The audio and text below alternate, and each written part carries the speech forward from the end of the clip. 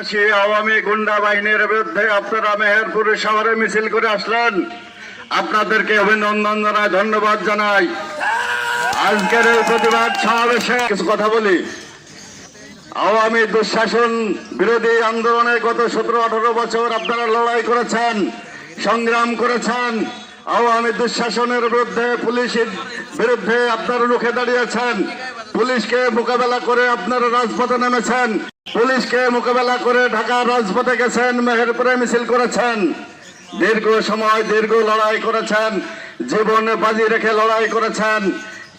নিজের সম্পত্তি, নিজের জমি জায়গা, ব্যবসা বাণিজ্য হারিয়ে গেছে, তারপরেও সেই লড়াই থেকে থেমে থাকেননি।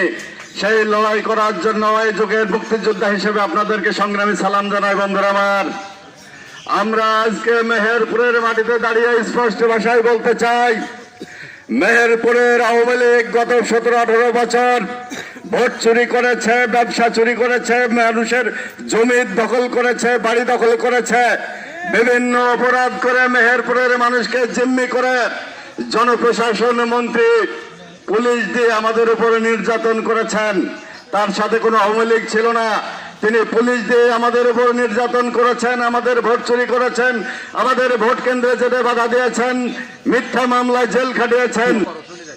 সংগ্রামী সাথী ভাইর আমার, এইভাবে মিছিল আওয়ামী লীগকে মোকাবেলা 17-18 বছর মোকাবেলা করেছেন। আগামী দিনে মোকাবেলা করার জন্য আবারও রাজপথে নামবো ইনশাল্লাহ।